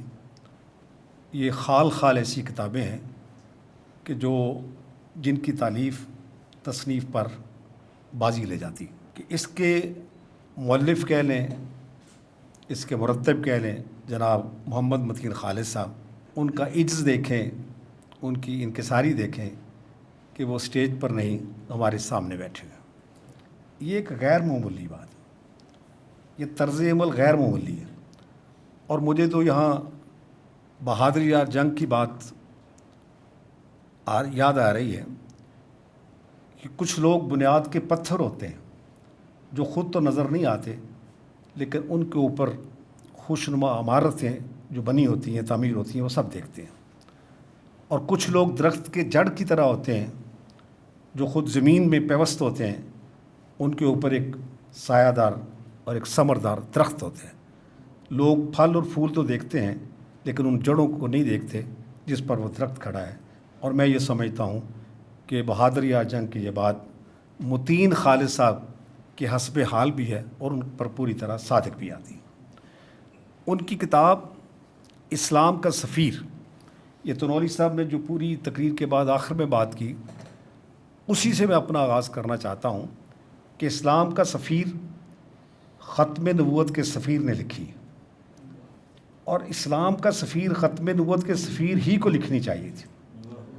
اور اس کی دلیل میں علامہ اقبال سے دینا چاہتا ہوں کہ میں نے علامہ اقبال کا ایک مضمون جو 1938 میں چھپا ایک اخبار میں، حسین مدنی کے جواب میں، پہلے تو انہوں نے وہ جو اشعار کہے، اس کے جواب میں جو حسین مدنی صاحب نے وضاحت دی، پھر اس کے جواب میں علامہ اقبال نے جو تحریر، شاید لاہور کا کوئی اخبار تھا، تنوری صاحب بہتر جانتے ہوں گے، جی روزنامہ احسان، جی سید حبیب غالباً جن کے ایڈیٹر. تو وہ متین صاحب وہ تحریر تو آپ نے بھی بڑے دوستوں نے پڑھی ہوگی، لیکن میں نے خاص طور پر میں نے کہا کہ اگر وہ تحریر اس کتاب کا حصہ بنتی کہ وہ مضمون کا جو کنکلوژن ہے جس پہ وہ ساری ڈسکشن کرنے کے بعد پہنچتے ہیں، تو وہ کہتے ہیں کہ یہ جو قومیت کا مسئلہ ہے، وطن پرستی کی جو بات ہے، وطنیت کی بنیاد پر جو قوم ہے، اس کا تعلق قادیانیت سے بہت زیادہ ہے. یہ قادیانیت سے بڑی جڑی ہے. یقین کریں کہ پہلے تو مجھے بھٹی صاحب اس کی سمجھ نہیں آئی، تو میں نے اس پر غور کیا اور دوبارہ پڑھا. علامہ اقبال کے اس مضمون ہی سے رہنمائی ملی کہ مفہوم یہ بنتا ہے کہ قادیانیت کا ختم نبوت سے انکار بالآخر حضور نبی پاک صلی اللہ علیہ وآلہ وسلم کی ذات سے انکار کی اس کی آخری جو ڈیسٹینیشن ہے وہ یہ ہے. مطلب قادیانیت کہ کفر کی ابتدا ختم نبوت کے انکار سے ہوتی ہے، لیکن اس کی منزل یہ ہے کہ وہ خود حضور نبی پاک صلی اللہ علیہ وسلم کی ذات کی نفی ہے. یہ تو ہوا قادیانیت. اور اب جو لوگ وطنیت کی بات کرتے تھے کہ اسلام کے نام پر قومیت اس تصور کے مقابلے میں خاص ہے ترکیب میں قوم رسول ہاشمی، تو وہ کہتے ہیں کہ وطن کے نام پر کی بنیاد پر قومیت. تو وہ علامہ اقبال فرماتے ہیں کہ یہ جو وطن کے نام پر قومیت کی بات ہے، یہ بالآخر اسلام کے انکار اس منزل کی طرف لے جاتی ہے. یعنی ختم نبوت سے انکار اگر یہ ہے کہ حضور نبی پاک کی نبوت کامل نہیں ہے، اور وطنیت کی بنیاد پر اگر قومیت کی بات کرتے ہیں، تو ہم اسلام کو مکمل نظام حیات تسلیم نہیں کرتے. تو اس لیے میں یہ کہہ رہا ہوں کہ ختم نبوت کے سفیر ہی کو اسلام کا سفیر لکھنی چاہیے تھی. اصل میں وہ میں آپ کے سامنے نقطہ دوں. اس کتاب کے حوالے سے سب سے کم رتبہ اور کم علم میرا ہی تھا. ڈاکٹر صاحب نے صرف عاجزی سے وہ بات اپنے اوپر کی. یہ عمر میں مجھ سے وہ جو انہوں نے ظاہر کی ہے اپنی 24 سال عمر، اگر وہ 1984 میں، اس حوالے سے 6 سال ان کی عمر مجھ سے زیادہ کم ہے، لیکن کئی سال یہ علم کے اعتبار سے مجھ سے یہ بڑے ہیں. تو میں صرف متین صاحب کی ذاتی دوستی محبت کے حوالے سے اس منصب پر کھڑا ہوں. تو کہنا یہ میں چاہتا ہوں کہ یہ جو کتاب ہے، اس میں ظاہر ہے کہ ڈاکٹر صفدر محمود صاحب جیسے مصنف رائٹر، پروفیسر مرزا منور، پھر قدرت اللہ شہاب صاحب کا ذکر ہوا. کوئی ایسی شخصیت نہیں ہے، اور کس کا میں نام لوں، کہ جو اپنی ذات میں نظریہ پاکستان کے حوالے سے، تحریک پاکستان پر ان کی دسترس کے حوالے سے، اور قائد اعظم کی ذات کے حوالے سے ان کا جو علم ہے، وہ ہر ایک کی اپنی ایک الگ پہچان ہے اور الگ شناخت ہے. ان تمام پھولوں کو اس گلدستے میں اتنی خوش سلیقی کے ساتھ پرونا، یہ متین صاحب کو ہنر تو آیا ہے کہ انہوں نے اپنے جو ہتھیار ہیں، تحقیق کے ہتھیار، وہ تیز کیے ہیں رد قادیانیت کی شان پہ. تو ان ہتھیاروں کو جب رد قادیانیت کی شان پر جو ہتھیار تیز ہوتے ہیں، وہ پھر اسلام کی خدمت پر معمور ہو جاتے ہیں، اور اس سے پھر اسلام کا سفیر جو ہے وہ منظر عام پر آ جاتی ہے، منصہ شہود پر آ جاتی ہے. تو حضرات محترم، اس سبجیکٹ کی ضرورت کیوں ہے؟ جس طرح تنولی صاحب نے فرمایا کہ یہ ایک سازش تو ایک چھوٹا سا لفظ ہے. مطلب یہ انتہائی بےہودگی کی بات ہے کہنا کہ قائد اعظم سیکولر سوچ رکھتے تھے. دیکھیں، ڈاکٹر مبارک علی یا اس جیسے جو ابو جہل ہیں اور ابو جہل کی اولاد ہیں، ان کو اپنا یہ جہالت مبارک، ان کو یہ حق پہنچتا ہے کہ وہ کہیں کہ میں سیکولر کے نظام کا حامی ہوں, ہمیں اس میں کوئی اعتراض نہیں. ایک سیکولر نظریہ ہے, ایک اسلام سے متصادم نظریہ ہے, ہر مذہب سے متصادم نظریہ ہے کہ کسی مذہب کا ریاست سے تعلق نہیں ہوگا. لیکن جب پاکستان کے پس منظر میں بات کی جاتی ہے کہ مذہب کا ریاست سے تعلق نہیں ہوگا تو اس کا مطلب اسلام ہوتا ہے. یہ اسلام کے خلاف سیکولرزم کی تلوار استعمال کرتے ہیں. اگر وہ ہندوستان میں سیکولرزم لا کے دکھائیں ہمیں کوئی اعتراض نہیں ہے, ثابت کر دیں کہ ہندوستان جو بنا ہی سیکولرزم کی بنیاد پر ہے, کہ وہاں سیکولرزم ہے, وہاں گائے کو ذبح کرنے کی اجازت ہے, وہاں مسجد کو جو سینکڑوں سال سے موجود ہے اس مسجد کو اس کی سلامتی اور اس کا کہ بھئی یہ مسجد قائم رہ سکے گی, اس چیز کی اگر ضمانت ہے تو یہ میں مان لوں گا کہ ہندوستان میں سیکولرزم ہے. وہاں تو سیکولرزم نہیں ہے. جو سیکولرزم کا پرچار کرتے ہیں جس اس بیس پر سمجھتے ہیں کہ ہماری یہ ساری سلطنت یا ریاست قائم ہے, تو وہاں کبھی کسی سیکولرسٹ کو اس کے پیٹ میں مڑوڑ نہیں اٹھا کہ انڈیا میں سیکولرزم نہیں ہے اور انڈیا میں اسلام کے ساتھ اور مسلمانوں کے ساتھ کیا اس نے سلوک کرا ہے. کبھی انہوں نے وہاں سیکولرزم کی بات نہیں کی. اور پاکستان میں تو اتنا مثالی یقین کریں اقلیتوں کے ساتھ الحمدللہ قادیانیوں کو میں ان معنوں میں اقلیت نہیں مانتا, وہ ایک الگ سبجیکٹ ہے. اس لیے وہ الگ سبجیکٹ ہے کہ وہ ایک عجیب ہی دھوکہ باز فتنہ اور عجیب طرح کا فتنہ ہے کہ ان کو خود نہیں پتہ کہ وہ کیا ہے. ایک ہندو ہے وہ ہمارے لیے محترم ہے, میں سلوٹ کرتا ہوں کہ اگر وہ کہتا ہے کہ میں ہندو ہوں. ایک عیسائی ہے, اگر وہ کہتا ہوں عیسائی ہے, مجھے اس کی شناخت پر قطعاً اعتراض نہیں ہے, وہ محترم ہے ہمارے لیے. لیکن ایک بندے کی اپنی پہچان ہی نہیں ہے, کبھی وہ چور بن جاتا ہے, کبھی وہ ڈاکو بن جاتا ہے, کبھی وہ سپاہی بن جاتا ہے, مرزا غلام قادیانی یا اس کی جو ضروریت ہے, کبھی وہ کچھ بن جاتے ہیں, کبھی وہ کچھ کسی بات پر ٹھہرے تو صحیح نا کہ اسلام کے اندر ہیں باہر ہیں کہاں ہیں, کوئی ہی ہیں شی ہیں, تو پھر تو بندہ کہہ سکتا ہے کہ بھائی یہ اقلیت ہے اور ان کا بھی احترام ہونا چاہیے. تو میں یہ عرض کرتا ہوں کہ پاکستان میں پچھلے دنوں یہ کہیں کوئی مندر کے ساتھ چھوٹا موٹا واقعہ ہوا, پورے پاکستان میں ہلچل مچ گئی. اور یقین کریں کہ ہندوؤں کے مقابلے میں زیادہ مسلمانوں میں اس پر اضطراب پایا گیا اور اس کی مذمت کی گئی. اور مینار پاکستان میں جو ایک عورت کی حرمتی کا واقعہ ہوا ہے, اس میں تو شاید چند ملزم جو پکڑے گئے اور بہت سارے بے گناہ وہ چھوٹ گئے, لیکن وہاں شاید ایک بھی ملزم نہیں چھوٹے گا. یہ ہے پاکستان میں اقلیتوں کے احترام کی بات. اور یہ اسلام کے حوالے سے, کیونکہ میرے قائد نے فرمایا, محمد علی جناح نے 14 اگست 1947 کو لارڈ ماؤنٹن کی موجودگی میں, کہ ہم نے جو رواداری ہے اقلیتوں کے ساتھ, غیر مسلموں کے ساتھ, وہ رسول مقبول صلی اللہ علیہ وآلہ وسلم سے سیکھی. ہم نے اکبر دی گریڈ سے نہیں سیکھی, اور اگر اکبر دی گریڈ سے سیکھی ہوتی تو اس سے سرتابی ہو سکتی ہے, لیکن سنت رسول سے, سیرت رسول سے سرتابی نہیں ہو سکتی. تو یہی 11 اگست کی تقریر, اور 11 اگست کی تقریر کو تو ایک کرسچین نے بہتر سمجھا, جوشوا فضل الدین. تو انہوں نے کہا کہ یہ جو کہتے ہیں کہ اس کا مطلب یہ ہے کہ قائد اعظم نے 2 نیشن تھیوری کی بھی نفی کر دی اور اسلام کی بھی نفی کر دی, ایسا نہیں ہے. یہ صرف یہ تھا کہ ہم سب مملکت کے برابر شہری ہیں, اور یہ اسلام کی تعلیمات کے عین مطابق ہے اسلام. اور یہ صرف 11 اگست کی تقریر نہیں ہے, قائد اعظم نے 11 اگست سے پہلے بھی بڑی دفعہ جب بھی منارٹیز کی بات کی ہے, غیر مسلم, پہلے تو غیر مسلم کی بات اس لیے ہے, تو سے یہ بڑا بریک ایک نقطہ ہے کہ ہم غیر مسلموں کے حقوق کا تحفظ کریں گے اور ان کو برابر کا شہری سمجھیں گے. قائد اعظم جب ان کو غیر مسلم کہتے ہیں تو 2 نیشن تھیوری تو یہ ہوگی, 2 نیشن تھیوری تو پہلے اسٹیبلش ہوگی نا, تو پھر غیر مسلموں کے ہوں گے. مطلب یہ تو نہیں کہا قائد اعظم نے مسلمانوں کے کو, غیر مسلموں کے کو. میں تو اب حیران رہ گیا کہ یہ آپ کا سبجیکٹ ہے. ایک شخص نے آرٹیکل لکھا کہ قائد اعظم قادیانیوں کو مسلمان سمجھتے تھے. انا للہ و انا الیہ راجعون. تو اس شخص کو میں نے کہا کہ بہرحال آپ کی معلومات غلط ہیں, تو آپ قادیانیت کے نقطہ نظر کو پیش کر رہے ہیں. تو اس نے مجھے جواب دیا کہ میں تو بہرحال احمدی نہیں ہوں, آپ کو غلط فہمی ہوئی ہے. میں کہا لیکن آپ اس سے کوئی بدتر مخلوق مجھے لگتی ہیں, کیونکہ کوئی احمدی اگر یہ مضمون لگتا تو وہ سمجھ آتی تھی. وہ بھی یہ کام نہیں کر سکتے, اس لیے کہ قادیانی کو تو سمجھ آئی ہے کہ محمد علی جناح سے عظیم مسلمان کوئی نہیں ہے, اسی لیے سر ظفر اللہ ان کے جنازے میں شریک نہیں ہوتا, اسی لیے شریک نہیں ہوتا.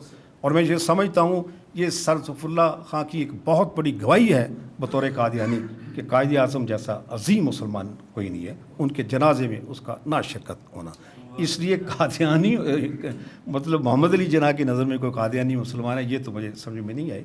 تو بہرحال یہ کتاب جو ہے پچھلے دنوں میں نے کتاب پڑھی آپ کے ساتھ ساتھ, میرے بستر پر اسلام کا سفیر بھی رہی اور ایک وہ کتاب رہی, اس کا نام ہے, چھوٹی سی کتاب ہے جی, وہ قابل ذکر نہیں ہے, بات صرف سبجیکٹ کی ہے, انتہائی قابل مذمت کتاب, انتہائی شرمناک ان کا نقطہ نظر.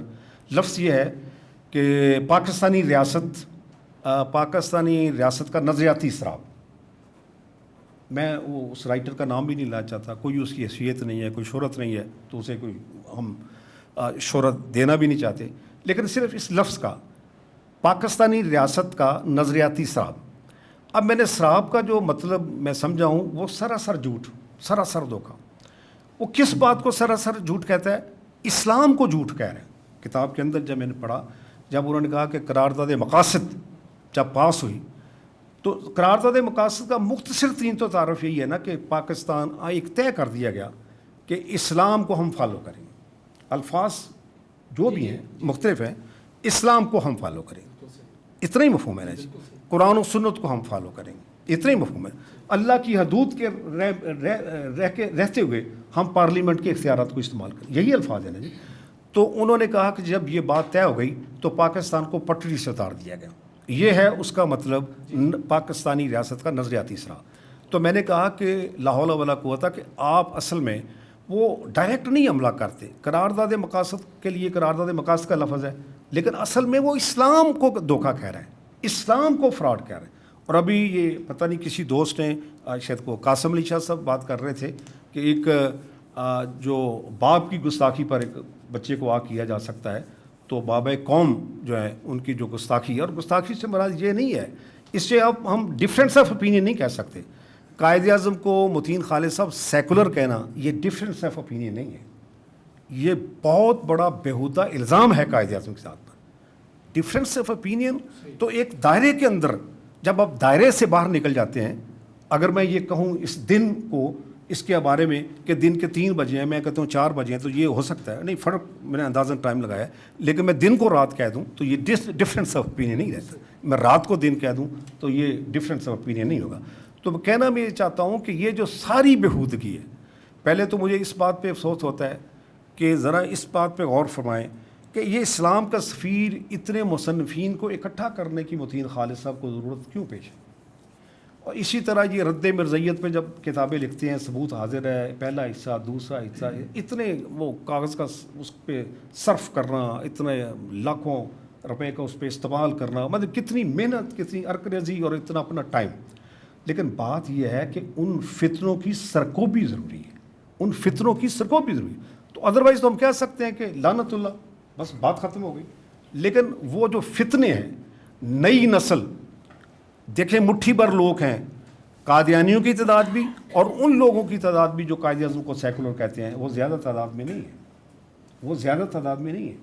لیکن عام آدمی سے میں جب گفتگو کرتا ہوں, ایک نوجوان سے گفتگو کرتا ہوں, تو اس پر ان کی وہ جو بات ہے اس کا اثر ہو چکا ہوتا ہے, ہو رہا ہوتا ہے.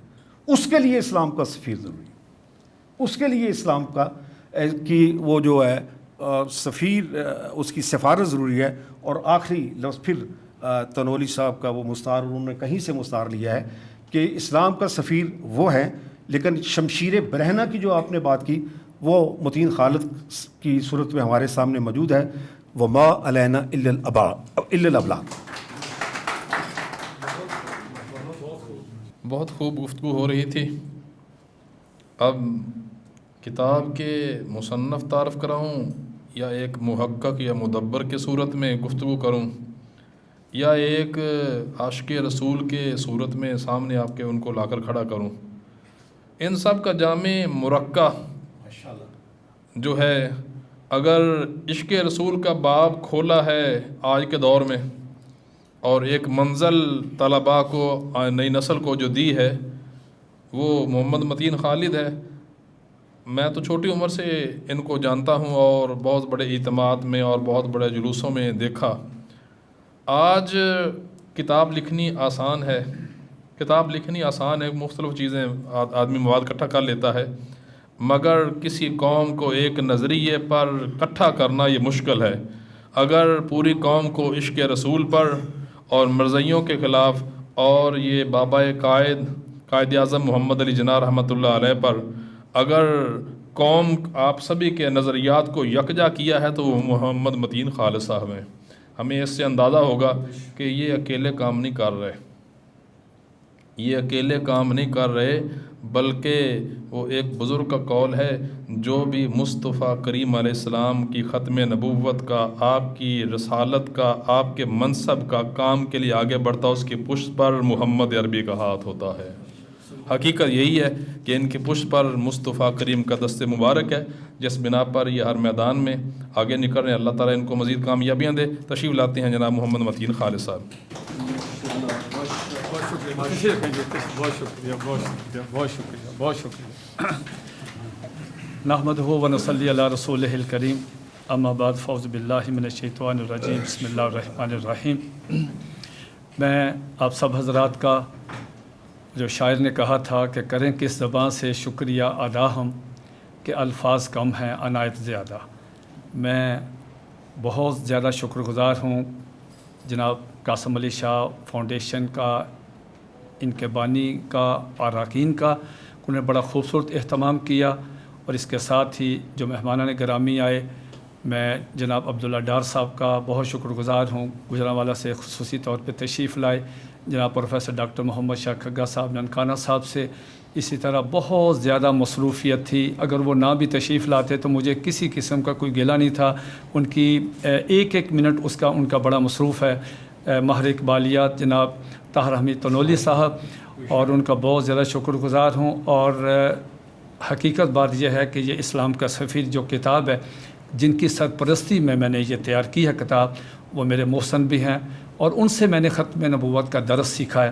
جناب محمد آصف بھلی صاحب، ان کا بہت شکریہ، وہ سیالکوٹ سے تشریف لائے، اور اسی طرح اس کتاب کو شائع کرنا میرے بہت اچھے ساتھی بھائی، میرے گلفراز صاحب کے پاس اردو بازار کے کچھ لوگ میرے پاس گھر آئے، مجھے کہنے لگے کہ آپ کی کتابیں ہم شائع کرنا چاہتے ہیں، ہمیں دیں تاکہ ہم بھی کوئی تھوڑا سا کمائیں اس میں سے۔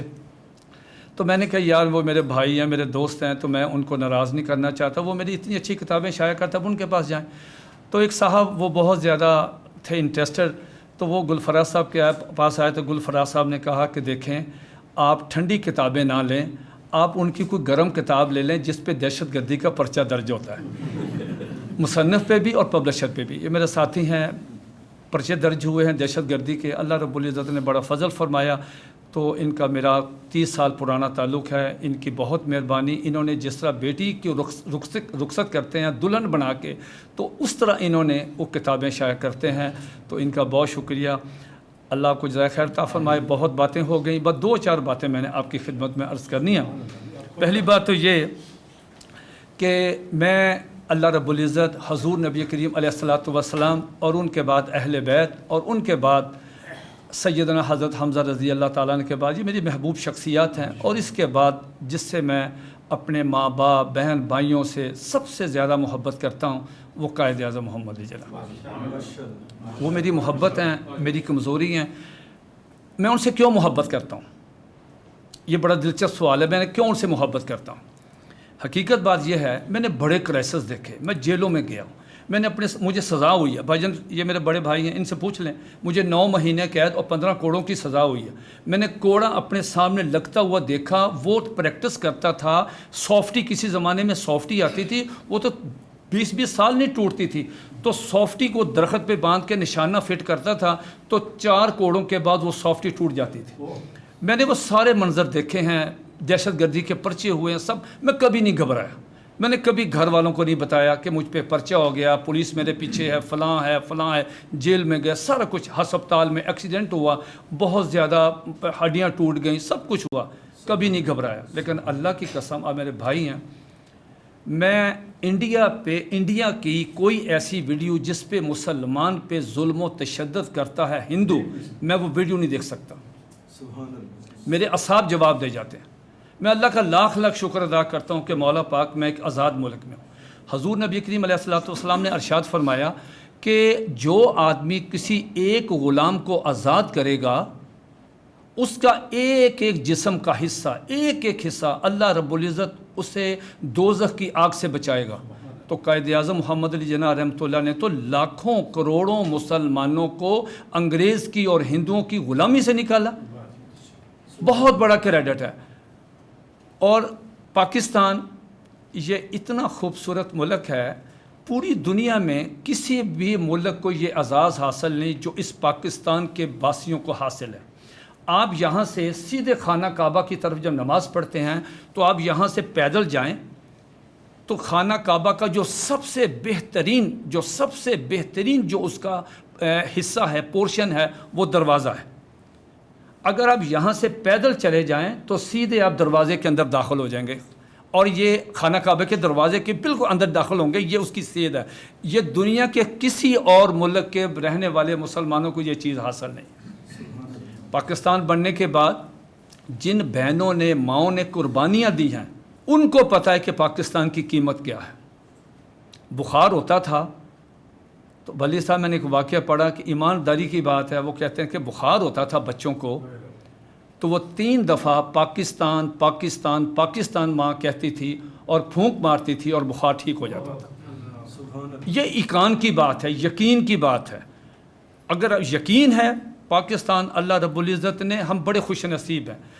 کہا جاتا ہے قائد اعظم محمد علی جناح رحمۃ اللہ علیہ نعوذ باللہ سیکولر تھے۔ میں نے اس بات پہ وہ ساری کتاب کو فوکس کیا کہ قائد اعظم سیکولر نہیں تھے۔ ہماری نوجوان نسل میں جو شکوک و شبہات ڈالے جاتے ہیں، یہ جو سیکولر حضرات ہیں، بے دین حضرات ہیں، جو فارن فنڈڈ ہیں، مافیا ہے، جن کو پیچھے سے ایک آتا ہے کہ پاکستان کا نظام حکومت جو ہے وہ تب چینج کریں گے جب آپ قائد اعظم کی شخصیت کو متنازع بنائیں گے۔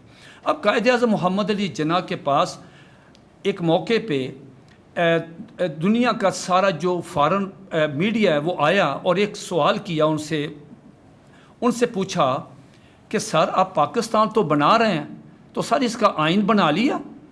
تو قائد اعظم محمد علی جناح رحمۃ اللہ نے بڑی بے نیازی سے فرمایا کہ ہمارا آئین تو 1400 سال پہلے کا بن چکا ہے، اب ایسا شخص کس طرح سیکولر ہو سکتا ہے؟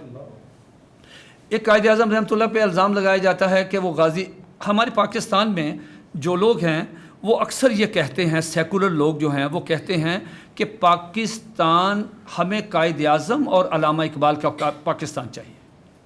یہ کہتے ہیں نا جی کہ ہمیں علامہ اقبال اور پاکستان کا قائد اعظم چاہیے۔ پہلے علامہ اقبال رحمۃ اللہ پہ آ جاتے ہیں۔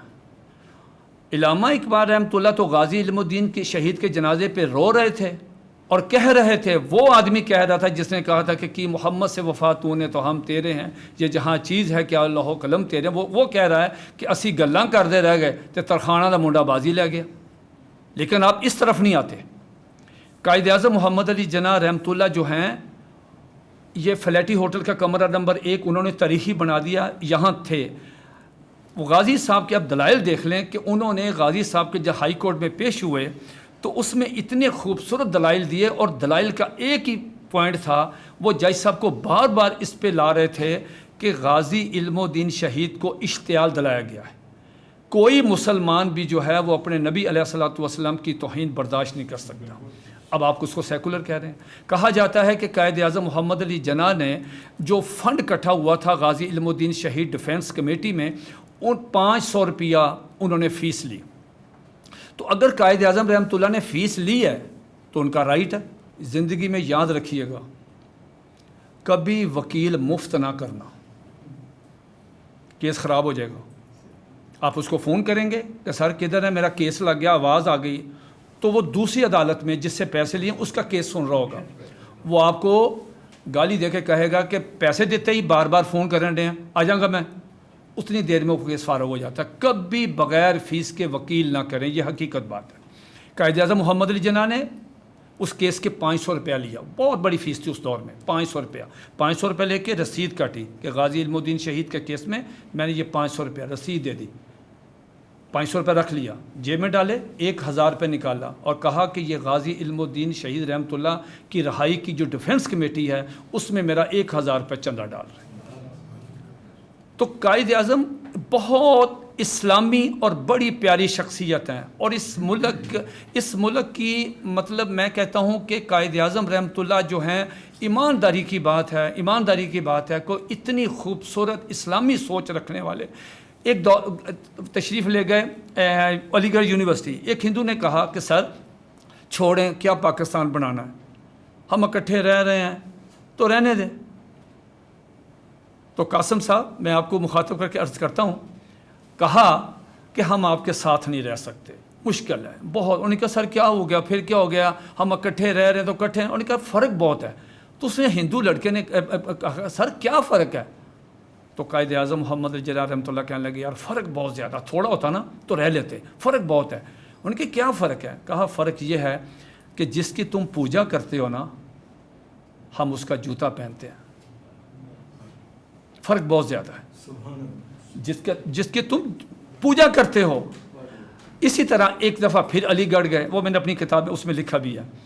تو قائد ایک لڑکا کھڑا ہوا, اس نے کہا سر جانے دیں, مہربانی ہے, کیا آپ علیحدہ پاکستان بنا رہے ہیں؟ تو قائد اعظم اسٹیج سیکرٹری تھا, لڑکا مسلمان, ایسے بیٹھ گیا. تو قائد اسٹیج پہ تھے. تو جس لڑکے نے سوال کیا تو قائد اعظم نے بچے سے کہا کہ پانی کا گلاس دو. اس نے پانی کا گلاس دیا. تو قائد اعظم رحمۃ اللہ آدھا پانی پی کے تو اس ہندو سے کہا, بچے سے, کہ بیٹا یہ پانی تم پی لو. اس نے کہا میں تو کبھی بھی نہیں پیوں گا, میں نے گھر جانا بھائی, میں نے محلے میں رہنا, ہندوؤں میں رہنا, میں مار کھاؤں گا. تو قائد اعظم رحمۃ اللہ نے وہی پانی کا گلاس وہ اسٹیج سیکرٹری جو مسلمان تھا اس کو دیا. اس نے پی لیا. فرمایا یہ فرق ہے.